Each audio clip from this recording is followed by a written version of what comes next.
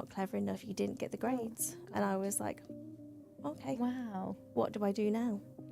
And then I think within weeks of doing that, I was like, this is definitely the right path. We have such a wonderful group of people. The practitioners are so passionate about what they do. Are you one of those people that's got an idea and it's like, let's just do it? Yeah. Yeah. I've had a couple of moments where I've thought essentially blended isn't the right career, as in I don't think Market Harborough wants somebody like this. Welcome to Behind Harborough, the podcast. It's our episode 4, and we are proudly sponsored by Harborough Innovation Centre, where we're recording from, and also Invest in Harborough. So today's guest is somebody who has built a business around helping people feel amazing, both physically and mentally. Laura Bozman is the founder of Essentially Blended, a wellness clinic right here in Market Harborough, award-winning, no less. With over 100 five-star reviews, she has built an incredible business with a very loyal client base. And I'd say created something much more than just a treatment room. Laura, Hi. welcome to Behind Harborough. Thanks for coming. Thank you for having me. You've done your research. 105, that only went up yesterday. Did it? That's Yes. amazing. That is amazing. Yeah. You feel really proud. Yeah, really proud, especially when we hit the 100. I was like, wow. Yeah, that is incredible. Yeah. Yeah. I find it so hard to get reviews as well. How have you done that? I email them personally on a Sunday Do you? evening to go, hi, thanks for coming in today. No. Ooh, that's a good tip.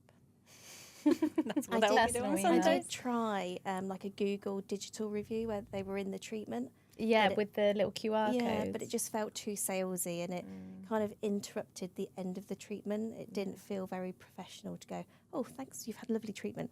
Here's a review. Could you leave Can one, you get your please?" phone out now? Yeah, Do it now. it just distracted away from the calmness. Oh.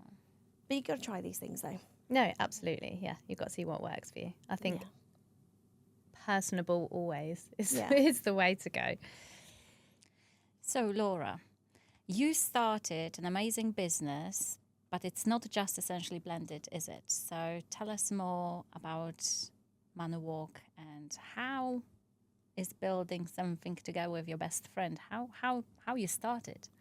I saw a post online to say that the lady who owned U Beauty was closing, and my husband works next door. So I messaged him and I said, could you have a chat with the landlords and just see what you could find out?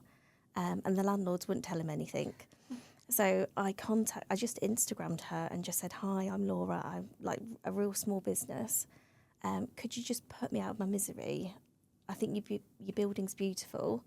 How much does it cost to like run and rent? And I really didn't expect a response, but she was like, oh, it's this amount. And I was like, that's not like completely like as much as I thought it would be. But I knew I couldn't do it on my own. And I knew my friend Tracy was looking for a building or a room to rent. So I think as soon as she messaged me, I rang Tracy and I was like, are you in? And she was like, I'm in. And that was The it. ball started rolling. Yeah. And how is it building a business together with your best friend? Is that It's good challenging? It's good fun. Tracy has a lot of ideas. I would probably say I'm the more practical one. But yeah, it's always been fun and it's nice to have somebody you make decisions together with so it doesn't solely rely on you to run everything. Absolutely. You've got I the think same, you find don't that quite you? hard, Yeah. don't you? That it's just you. Yeah. So just going back to the beginning a little bit, you've told us that you originally wanted to be a paediatric nurse. Is that right? But what did they tell you? So I think I'd just done my GCSEs and you know when you go into sixth form and you have a meeting with the head and I was like, I'd love to be a paediatric nurse. I think I must have watched like Casualty or something, you know, that kind of, yeah. And she was just like, you're not clever enough, you didn't get the grades. And I was like, okay, Wow. what do I do now? Yeah. And like my mum and dad were really kind. They were like, well, look at college courses and see what you can kind of do. And I went to Leicester College and did beauty because I thought that was the next best thing like a 16 or 17-year-old could do to help people was, you know, make them feel better about themselves. That was my logic. But do you think that was quite a defining moment? Like, is it quite a vivid memory? Or, yeah. Like, what a thing to say to a child. I know. Yeah. You just can't say. And then I think when you realise actually how school involves children's minds and their confidence at what they could do, like if she hadn't said that, I probably wouldn't have done a beauty course, and then which would have led into massage. So it's quite crucial to what I do. But also, I think when you are young and at school, to have support from teachers and believe in you that you can do something. Yeah, that was for me shocking, because like having your own children and thinking if one of the teachers says something like that to them, you just want to go and...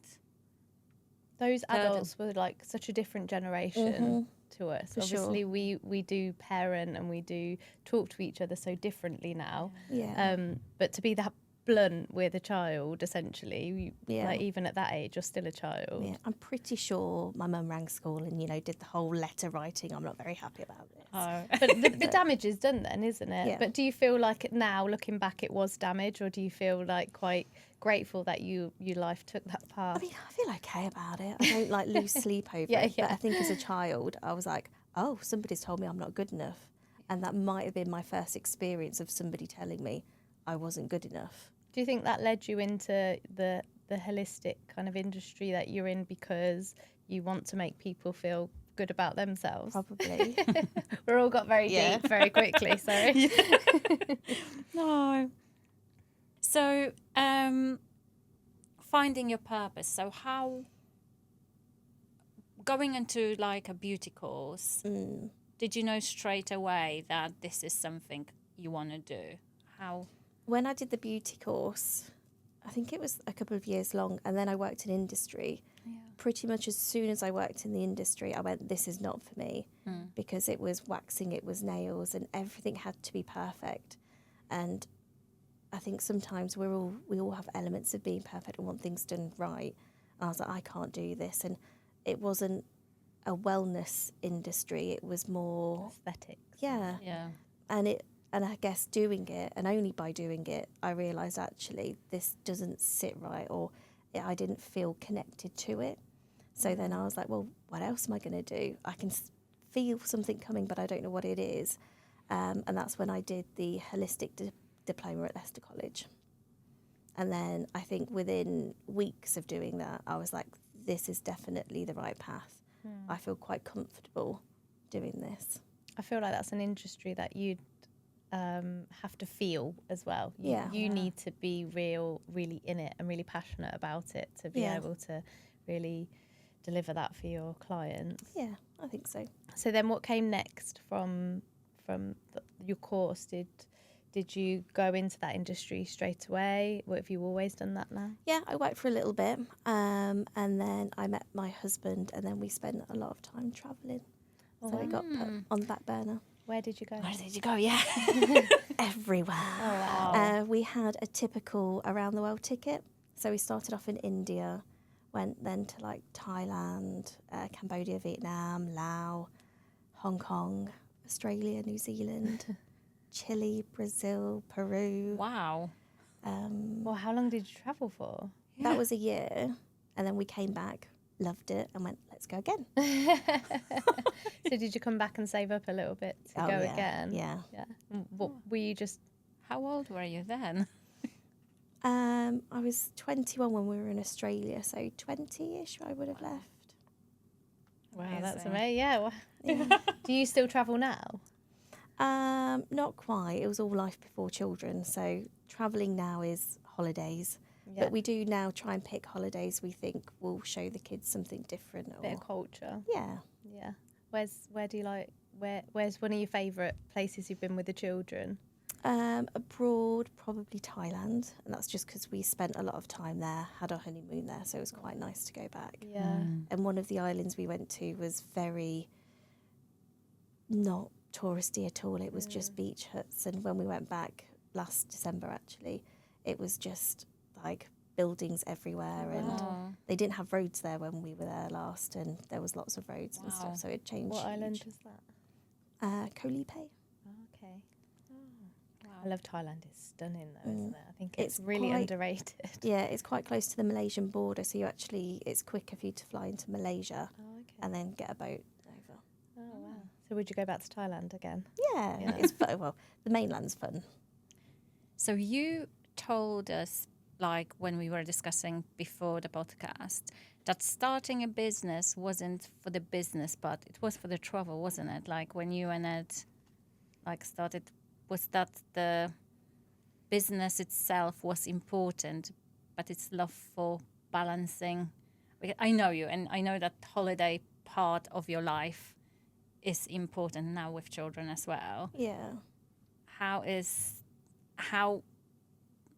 starting a business quietly to being super successful, like how do you do that?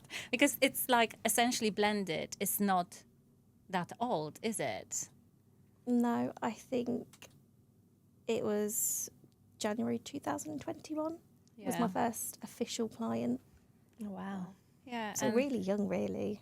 So you've built the business around have you got young children? 13, 11 and 10. yeah, and You're two outnumbered. business owners, Mm-hmm. 3 children, 2 very demanding businesses, and you're Yeah. adding to it. This is true. When Ed started his business, I was still working part-time for other companies. So he would work full-time, come home, and he would work on his business at home in the evenings.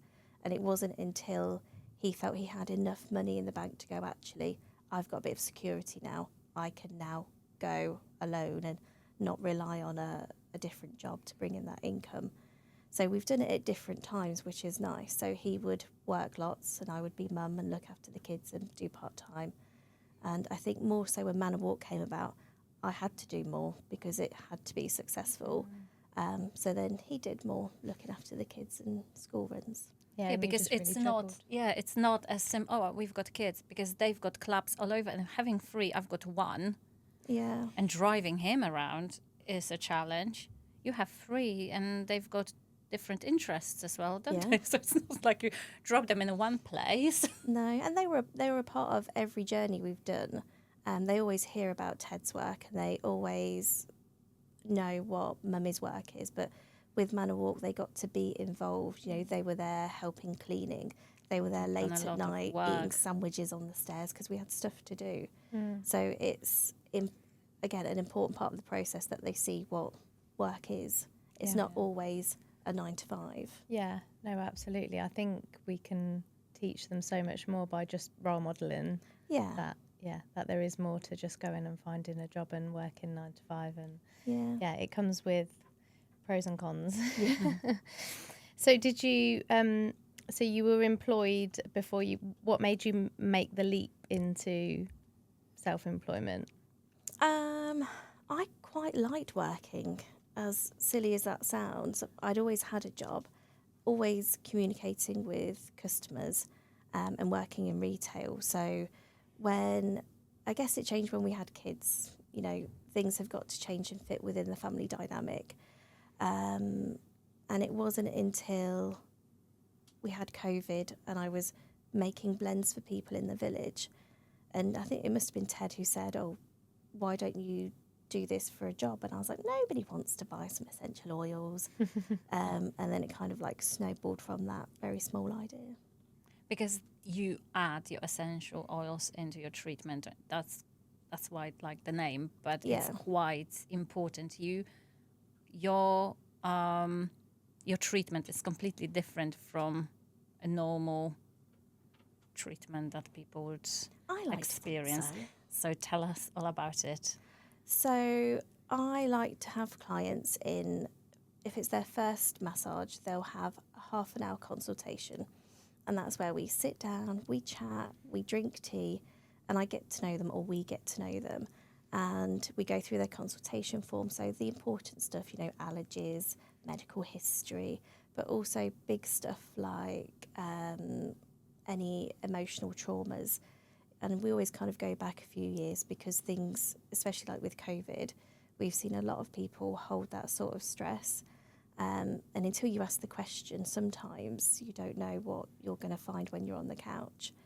So once we've kind of had a nice little chat, we'll then do a posture assessment. And that's where we look at the way that you're standing, the way that you move your neck and your shoulders and your hip.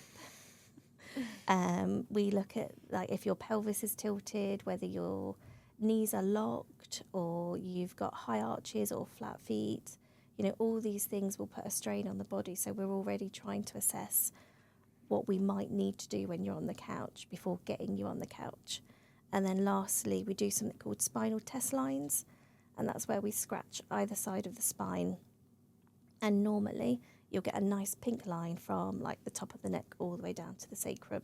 But sometimes you'll get areas of congestion, so they look like white patches. And so we find out where those nerves run to. So if it's quite close to the head, those nerves, for instance, might run down to the hand. So we might go, do you have any repetitive strain injuries? Do you have carpal tunnel? Do you suffer with headaches? And again, all those things will help us build a picture to go, actually, this is what our client needs.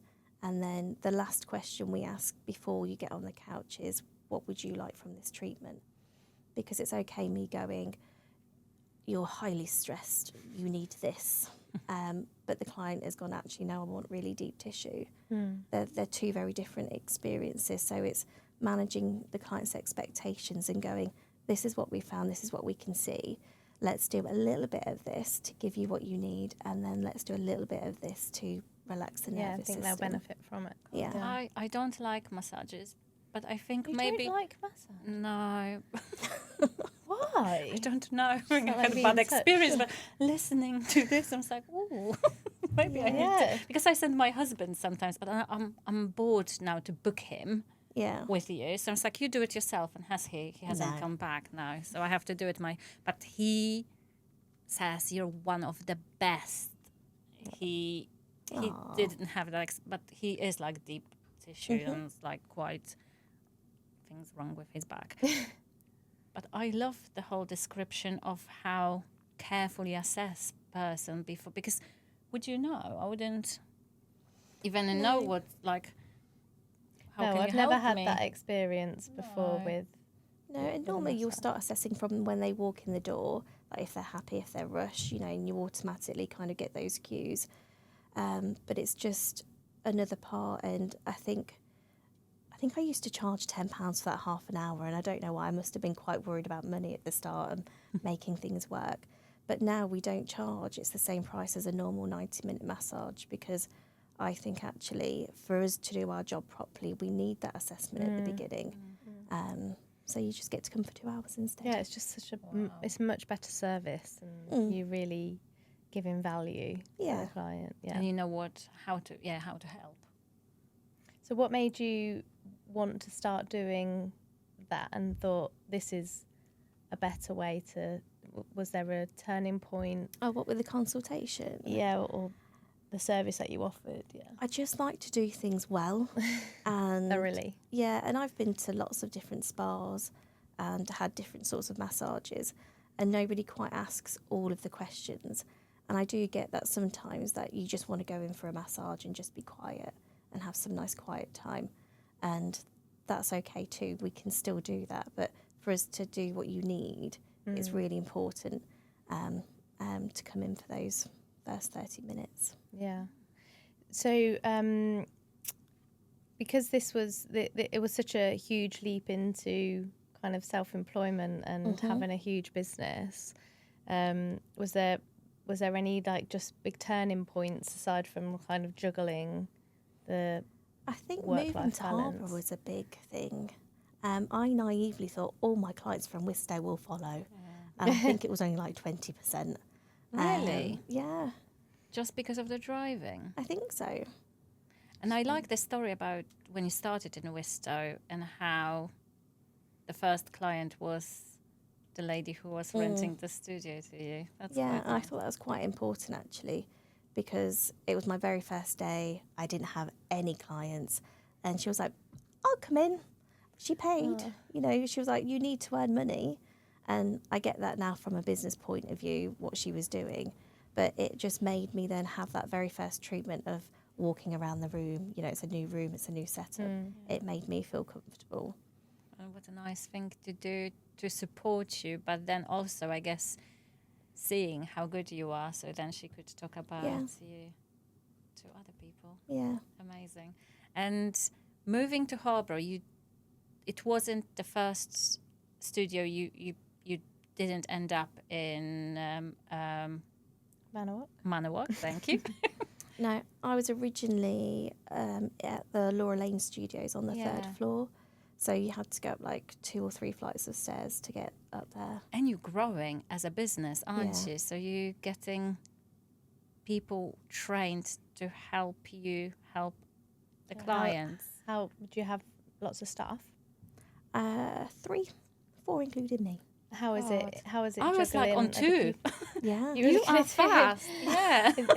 How is it juggling staff and a team? Difficult. Yeah. It's a different hat. So I started with Izzy, and she is a wonderful therapist, and she made it very easy the first time round. And she grew organically. She wasn't busy straight away, but it was good because it allowed us to give extra time to different clients. It allowed her to get comfortable and confident and talk about different courses. And then, you know, you don't always make the best hires later on. Some people come and go. And then I hired 2 people at the same time, which was March this year. So again, it's kind of gone full steam. So all the admin I did with one person is now 3 people, which I was like, yeah, that'll be fine. I can do all that. And then all of a sudden you go, oh, actually, that's time. Yeah, it's a whole other ball game, isn't Yeah. it? Managing other people. You do know that. Yeah, you know that too. Yeah, a little bit. So how, obviously now you and Ed have built this life where you've got family and you've got your businesses. How did you ever imagine that? Like, how did you meet, and how did you ever see that in your future together? No. So we met at Enigma. I didn't know him, and he just strolled up and he was like, do you want to dance? And I was like, sure. And it was that like awkward, like, this is fun. And then he went, do you want to go get a drink? And I was like, yes, please. Get me off the dance floor, please. Yeah. Does he still like to dance now? Oh God, was You that must his have been attempt? really special to ask you for a dance. His Yeah. attempt to get. I think he waited for somebody to leave before he came over. So he must have thought I was with somebody, and then he was like, now's my chance. So how long have you been married? Since 2012? No, 2011. 11. He was born in 2012. Oh, wow. Yeah, but we've been together for about 22 years. Whoa. Wow. Has it flown by? Too fast. Too fast. So have you got plans for the future and exit plans? And We talk about exit plans. We don't know what they are yet because everything changes all the time. And I think Linda will know that we wanted a piece of land to build our own house. And now we're like, actually, we don't have that time to dedicate to building a house. So it's like, what's next? I know, but if I decorate like my living room, it's like hard work. I can't imagine doing a renovation or building a house or anything. Like, it just looks really hard. I don't know how people do it alongside their actual lives. Yeah. It looks like chaos. Yeah. So absolute hats off to anybody that does that, because I don't think I could. Yeah, getting the paintbrush out is one thing. is my limit. Yeah. Yeah. Has there ever been a moment where you thought, I don't think this is going to pan out, I don't think this is going to work? Oh, there's been a few. But you don't know until you're doing it. And I think I've had a couple of moments where I've thought essentially blended isn't the right career, as in I don't think Market Harborough wants somebody like this. And I think that stems from when I did the carnival stand and nobody spoke to me. Oh, no. And I was like, I feel so sad. And I was like there because I did baby massage at the time. I was there with my leaflets, my oils, and, just ready to talk to people about massage and what I do. But literally everybody just walked past. And I was like, this is not what I thought would happen today. Wow. Like, I'm a chatty, cheery person. And I remember calling Ted saying, Carnival's nearly over, will you come help me pack up because it's quite soul destroying now. Yeah. Oh gosh. Yeah. I take it you've not done the carnival again. No, but I might do. Never say never. I think you have to get back on the horse and just give Maybe it another start go. giving something You out need, like a game or something at the Yeah. front with some Yeah. sweets to pull children in. I think it was in my first year, so still really not knowing what to do or how to, Yeah. communicate very well to people. So you won, on the flip side, when it does work, you won Muddy Stilettos. Sure did. That's God. incredible. Yeah. How was that? It was exciting. We only went yesterday to go pick up the certificate. Wow. Congratulations. Thank you. Team effort. Yeah, it was really nice, and it was nice to meet the people behind Muddy Stilettos as well. Yeah. What did that feel like, and what did that mean to you? Was it like one of those kind of defining moments where you thought, wow, this is working? I think a couple of clients had nominated us, and you know how you get, oh, thanks, and then all of a sudden they were like, you're into the next round, and we're like, oh, actually, now we've got to play the game. We've got to really encourage clients to vote. And then it's so funny because you'll see like the bars go up of who's in first place, which is a great thing because it gets everybody excited. And I would have clients going, "You're in second. I'm getting my grandma to vote." So it was good fun. And when we did win, it was a really rewarding experience because it wasn't just me; it was a team. Yeah, it is an amazing thing. I think that's an amazing award, and they do really great work. Yeah. So, as you mentioned, you were in Wistow with your clients before. So, did you live outside of Harborough, or have you always been Harborough? Always lived in Harborough until we had Harriet, and then we moved to husband's Bosworth. Oh, okay. So, you born and bred in Harborough. Oh, wow, that's amazing. And is Ed as well? Ed's from Kibworth, and then he moved to Harborough just before I met him. His mum and stepdad brought a house and did it up. Oh. Do you love Harborough as much as we do? Yeah. It's such and this is one of the talking points. We were talking to Muddy Stilettos yesterday, Emma and Suzanne. What a great town Harborough is. Like the people that have shops here, independents, are such a lovely bunch of people. Yeah. But you doing your bit as well with Manor Walk. You welcome other businesses and create space for the community. Can you tell us more about that? Because I think that's worth shouting about. We have such a wonderful group of people. The practitioners are so passionate about what they do. So we've got Mary, who's the acupuncturist. And again, she started her business from scratch when she first came to Manor Walk. So again, it was really important that she felt comfortable and confident, and she had our support to help her. And then we've got like Sarah and Ali, who already have had their company. But again, everybody's so professional and they love what they do. And Lana, the nail tech, she is without a doubt the best nail technician we've ever seen. And she's just incredible. And her knowledge about like nail care is like, she'll be like, you're going to get an ingrown toenail if you carry on doing that. And I was like, okay, I've been told. Oh, wow. But Sounds like you've got a great... Yeah. And you do events there as well? So we have like a wellness space in the middle. So it's a nice intimate space. We've had lots of sound baths, fashion events, breathwork classes. I did massage training courses there. So it's quite a nice versatile space to use. It's quite nice because people might, although if somebody's on social media, they probably know about it now, but it is worth talking about, isn't it? Because I still think it's not many people still know it's there in Harborough, and it's trying to get the information to the right people who might want to use that space. I think you're doing an amazing job, and it's almost like you are this person that can't stand still. No. So what's the next project? So started a new company. Of course. Another business.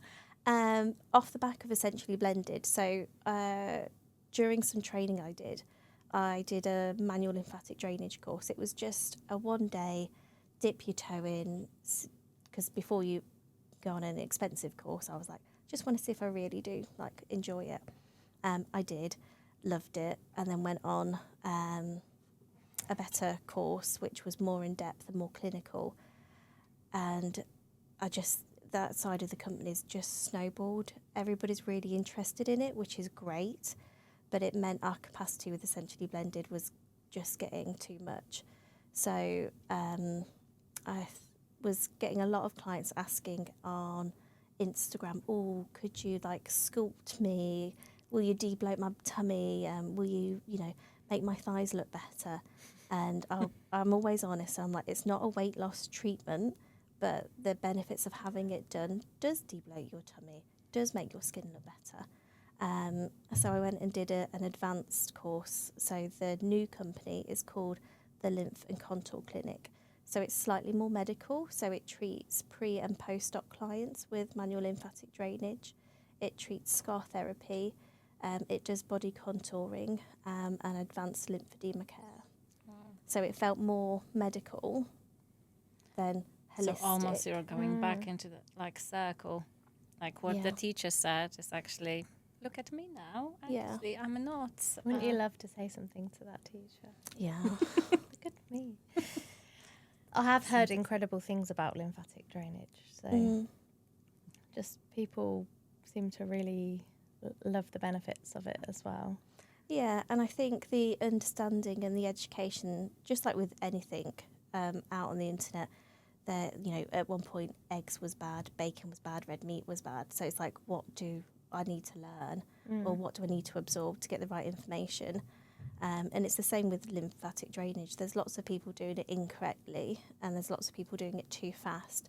So it's finding professional people who have been on the correct courses that can teach you and guide you, because there's a lot you can do at home.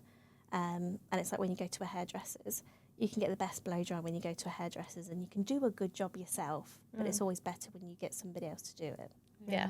Absolutely. Absolutely. I just wanted to talk about how you help the community outside of Essentially Blended. You did put in your answers that you do some extra. Oh, I see what you mean. Yes. So I work with a cancer charity That's it. called Harborough Support Group, Harborough Cancer Support Group, and they run a session every other Friday, 9 till 12. Yeah. So what made you get into helping with that? Giving back. Just giving. Yeah. So it was nice because she'd put a post out on social media, and it was asking for volunteers to come and help with her cancer support group. And I thought, it's local, it's opposite the market. I literally work a stone's throw away, and I didn't at that time always work every Friday. So I went down, fell in love with the group and the people that worked there. So it's just a nice volunteering job to give back to people who might not always get access to it, or think that they can't have certain treatments. Yeah. Amazing. And it's all free, they don't have to pay for anything, and they come in, they sit down, and they have a natter, and they get a treatment, and they go back to their group. What's an amazing incentive, isn't it? And for you to give back and help with knowledge you've got. It's not just a therapist doing, like, you have tons of knowledge. So I guess that is more than just small help, isn't it? You're putting a lot into it. We talked about possible exit plans and things, but what is it you would still like to really achieve in your work, or what you're giving to the community? It would be nice, I know Rachel runs the group, it'd be nice to help expand that. And again, I don't think many people in Harborough know that group exists. And from our own work, we see a lot more people coming through, have been recently diagnosed, going through different treatments and how that affects them and like their other halves or families. So it'd be lovely to kind of give them more of an opportunity to go, actually, this is a good support group if you're going through something. Yeah. Wow. You want to concentrate on that. That's really nice. Yeah. I think we can definitely share all the details of that group Absolutely. as well Yeah. under the episode. So if we invited you back, say, in 5 years, what would you hope to be telling us about? Do you know what I like, or what I would like to do is, you know, when you go, me and Ed are very foodies. We like a nice, good food place, and they're like Michelin star restaurants. You know, they're very posh. They've got big doors. You go into a dark room and they get served lots of different things. I would love to create like massage experiences. Michelin star. Yeah. Wow. Just something so different. Like, I want to call people a few days before they come in and go, how are you feeling? What do you need? And they get like a little gift box to open before they've come in. Just Go on then. like, Above and beyond. yeah, because I don't know anywhere else that does that. And I like what we do at the moment because it is very experience led. Yeah. But I think you can just go a bit higher. You can. Yeah. I You bet always that shoot will higher. be there not in 5 years, probably in 6 months. Yeah. Knowing Do you Laura. think are you one of those people that's got an idea and it's like, let's just do it? Yeah. Yeah. Yeah, so are we. That's why we're sat here. No, I've got an idea. You're there like, oh, okay. So I've done this and I've done that. Like Like, the sweet. yeah, this is it. So what's one thing that people just wouldn't know about you? Might be a surprise. Maybe that I have quite a dark sense of humour. Great, we love that. Yeah. Yeah. And I think you just got to laugh at some things sometimes. Do you find it hard to hold it in sometimes? Because I've got a very dark sense of humour, and you do. Yeah. And I don't have a filter. I try and filter it. Depends who's around. Like, if it's me and Ed, it's fine. But, you know, if you're at a funeral, then it's not fine. Yeah, No. but You have to be careful. yeah, you do. Yeah, because not everyone thinks the same. But I have. It takes over my brain, and you really want to say it, and straight afterwards, I think I should not have said that. I know I shouldn't have said that, but here we are. Do you do that? Yeah, it's horrible, isn't it? So, what's the best piece of advice that you've been given to get to this point, do you think? I think everything is like a constant change. Nothing stays the same for very long. And whether that's your idea of what business is, or whether that's, you know, the house that you want changes, you grow. As I'm not the same person that I was when I very first started the business, and that's down to experiences and the constant change. Yeah, Like, you've got to keep your wheels turning, I love that. and you've got to like just embrace everything. Yeah, Amazing. I think that it's so applicable to everything as well. Like, Yeah. that's one of my favourite lines. Everything is temporary, which is like kind of a Yeah. similar thing, and it's just applicable to everything, like family, business, and it's temporary, good or bad. That, Yeah. like if you're riding high, you still have to appreciate this is temporary. Yeah. Like, because we know something's going to go wrong at some point, and that's not looking at it from a bad way. Yeah. But it's realistic, but it also makes you really enjoy those good times. 100%. So yeah, I think that is a great piece of advice. It is. And what do you think is the one word your family would use to describe you? Probably happy. Oh, That's lovely. I don't know if my children would call me happy. No. Depends how late, or if they've been watching the football recently, if they're grumpy. Oh, yeah, I know that's such a hard one. You posted about this, didn't Oh, you? God. And letting your son stay up. And Yeah. Did you let them stay up? Yes, I did. Oh. I was grateful because it was an amazing match. I think he would kill me the next day. Yeah. But it was an easy decision because you don't know what to do. Like, if he doesn't have his 8 hours, 9 hours, or how many hours he Grumpy. needs, he's horrible the next day. Yeah. But so how was the next day? It was good. Oh, okay. Maybe Because I he was like, look, internet told me to let you watch. And he's like, oh, okay. I was like, but you need to behave. Otherwise, it won't happen again. And he So was he kept amazing. it. Like, then the last game on Saturday, he was super grumpy on Sunday, but Yeah, was it Sunday, catches up. so... I've actually heard some schools writing to say, please don't let your children stay up for the games. Wow. Really? And I think that is wild because it's like that's Surely now, if they were doing exams, they would have. yeah, the exams would be Yeah. over, but it's the last couple of weeks of school, and just think like the World Cup doesn't come around very often, and they're going to get 2 or 3 in their childhood. So I if had that's something you want to do, I do had it. at least one comment on LinkedIn. A guy said that his mum didn't allow him, and I think that was one of those that pushed me, didn't allow him to watch one of the World Cup games when he was little, and he still hasn't forgiven her. And it's like 30, 40 years later. Yeah. So I don't think but I changed. My mindset was like, I am not letting him stay. And then my friend had a go. I was like, oh, that's a good post. But I thought everybody will be on my side. And I was like, oh. Yeah. So, yeah. You don't. Socials are great for that. To look at things from another perspective Yeah, it sometimes, did. because sometimes you're definitely in your own lane, aren't you? Yeah.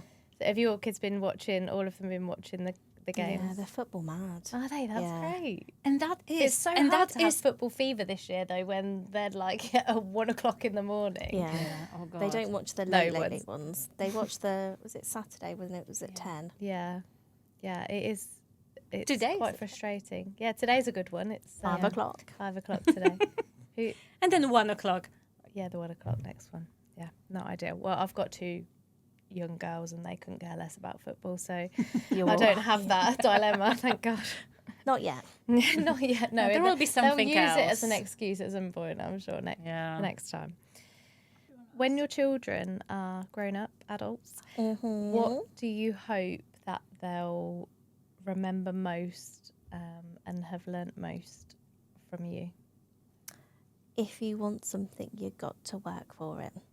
Okay. You don't get given things, not all of the time maybe, but I think if there's something that you really want to do, no matter how old you are, no matter where you are in your life, if you want it, go train, go get an apprenticeship, go do something. Go get it. Yeah, 100%. It's such an amazing example, you and Ed. Yeah. So I guess you don't even have to tell them; they can see Well, it. just the through your- stories you told about them being at the clinic with you, and you know they're seeing that. And Yeah, it's probably something they won't realise until they're yeah, adults. when they're older. Yeah. Yeah. But yeah, No, definitely they will take that from it. But it's hard in the moment when Yeah. you're thinking, are they taking all this in? we're doing this for you. Yeah. Well, thank you so much for joining us. Oh, thank I you. hope Laura. Thank you for you've having enjoyed me. our chat. We really enjoyed talking to you and learning, and I'm definitely need to come in for a massage. Yes. Now I think maybe I'll. This podcast is costing me a fortune. Every time someone comes in, I'm like, oh, I've got to go in now because you've absolutely sold it to me. Yeah, it sounded Yeah. so good. Sounds like you need some lymph drainage though. Yeah, I know. I'd love some Will that make me slim? for a day. That's a very bad question, isn't it? It is. Very bad. I'm not going to. You are answer that. slim, Linda. Yes, of course. Well, thank you so much for listening again. And we really enjoyed talking to you, Laura, and we're excited for our next episode and our next guest. So hopefully you can tune in next time. Remember to like and subscribe. We're on Spotify, YouTube. Please do leave us any comments about what you thought to the episode. And if there's anything that you'd like to see, if you'd like to be a guest, please do get in touch. We'd love to hear your stories too. Thank you again to Harborough Innovation Centre for hosting us today, and Invest in Harborough, who we are proudly supported by. Thanks again, and we'll see you next time. Thank you.